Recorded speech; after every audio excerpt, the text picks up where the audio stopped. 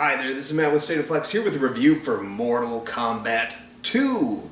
And this is an improvement over the 2021, wow, it's been that long, 5 years, 2021 feature film, which I liked quite a bit, actually.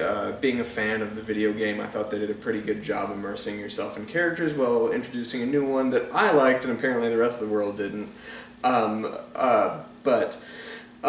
What Mortal Kombat has always done that I liked that this film did as well is hang the story on the shoulders of a different character. Kind of each of the video games, especially in the modern era, kind of hangs the meat of the story on a different character, allowing you different perspectives, which is important when you have as many characters as this franchise has.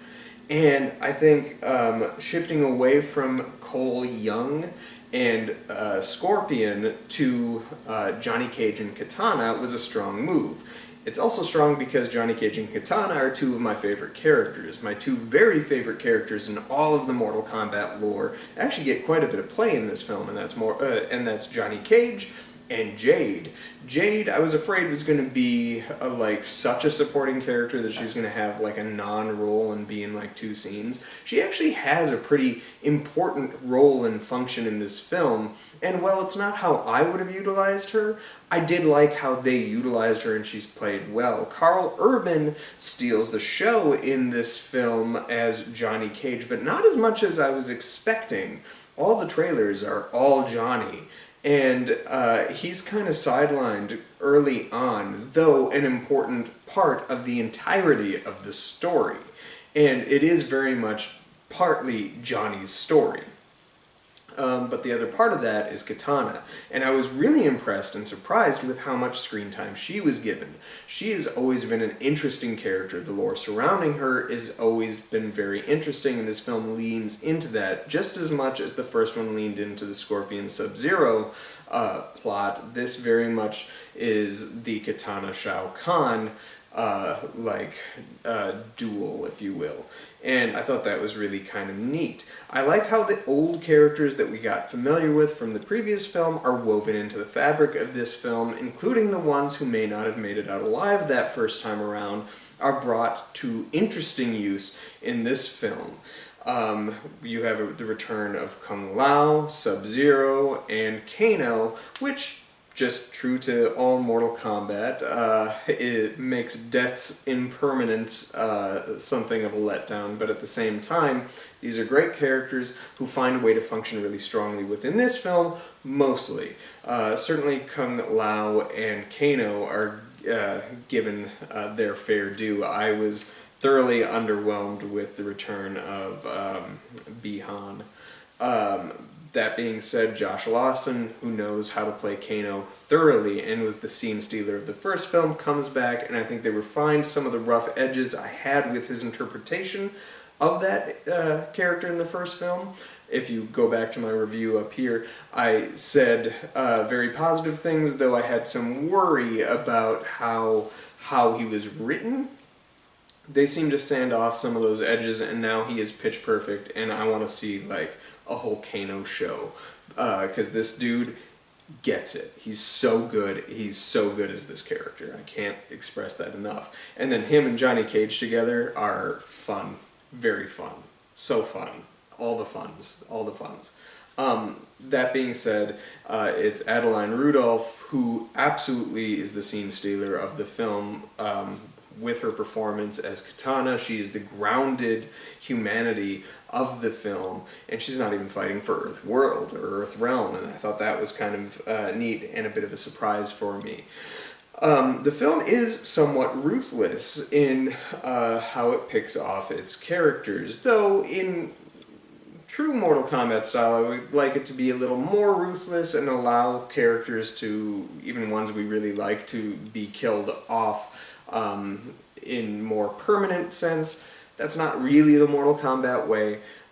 So I was impressed with how they did it, and there's one moment in this that had me audibly gasp, and somebody in my crowded theater starts screaming, "No! No!"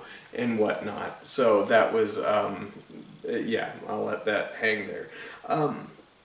thoroughly, I think this is an improvement over that first film. If the first film was a good movie, the biggest criticism you could levy at it came from the writing and the fact that it was a Mortal Kombat movie without a fucking tournament. That didn't help. That being said, this is a movie with the tournament, but what the first one did was it failed to have confidence in the audience accepting the lore. So they would overwrite scenes and introduce the whole Arcana thing and the whole idea of Cole Young learning to develop plot armor.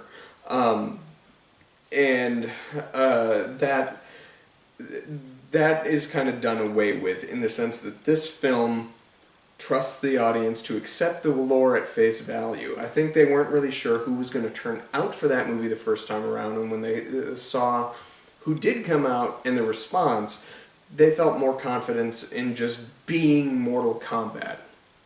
And so because of that, you really let the strong character moments shine in this. And there are several cheer-worthy moments. There are some brutal, ruthless kills, and some truly fantastic fatalities. There's a couple of emotional beats that really worked strong as well. And when characters from the previous movie return, it was earned, and I enjoyed it. Largely. I still struggle with that Sub-Zero. I think they could have utilized that character better. But it also leaves you in a place where you want more. And I do think that the only issue I have with this is that it really relies on the context of that first film to support the weight of this one, and also doesn't firmly establish the stakes as well as the original 1995 Mortal Kombat, which you can watch my review up here for, did in that film. That film firmly established the stakes of what was happening, why it mattered, and brought everybody to one singular location where everybody was there at the same time. This stretches things out and has people in different realms, different worlds, which is more true to modern Mortal Kombat. So I get that, but it relies so much on the previous film holding up the weight to support this one while introducing new concepts, new ideas, new worlds, and particularly new characters. But how those characters are introduced and used, I think surprised me kind of every step of the way, with the sole exception of Johnny Cage, who is kind of just the way you had him in the previous movie, just a washed up version of him. That being said, Karl Urban earns it, and I like it. What I will say is there was one component of him not having his Arcana yet or whatever. He doesn't know his powers, so he's not confident in his fights and has to sort of learn that he's an actor. He just needs to act his way through and he will win the day, which is told throughout the film, but I think it could have been visually told with like maybe him reenacting moments from his old movies and then intercutting them into the actual fight scenes. I think would have been a really interesting way of doing it, and they suggest it, but they don't land the idea. I think they should have pot committed and had him intercut his like martial artistry with the movies that he had made within the film. I really, really, really loved Baraka. I've never been a huge Baraka guy. I had a friend growing up who that was like one of his favorite characters, and he would always play as Baraka. And I just never got the love for him. He was the most laughable part of Mortal Kombat Annihilation. He is put to not only excellent use here, surprising use. He's one of the best surprises this film has to offer, and I'm not going to spoil his role in the film, but I really loved it, and I think you will too. He is another one of the main heavy highlights of the film, but there are many this time around, and Shang Tsung kind of takes a back seat so that Shao Kahn can take center stage, as he does in traditional Mortal Kombat 2, and his He is a visceral threat. I wish he was a little faster. I would have liked him a little faster, but the actor that they had, I think, is limited in his speed in exchange for his width and his like muscle. That being said, it's good. The fight scenes are great. And this film's just general confidence at executing what it is to be a Mortal Kombat movie is so strong that I think that people are going to respond better to this one, especially with how characters such as Kitana and Johnny and whatnot are written, that when we get to the third movie, which is inevitable, we should have a really, really, truly good Mortal Kombat movie, and I look forward to when that happens.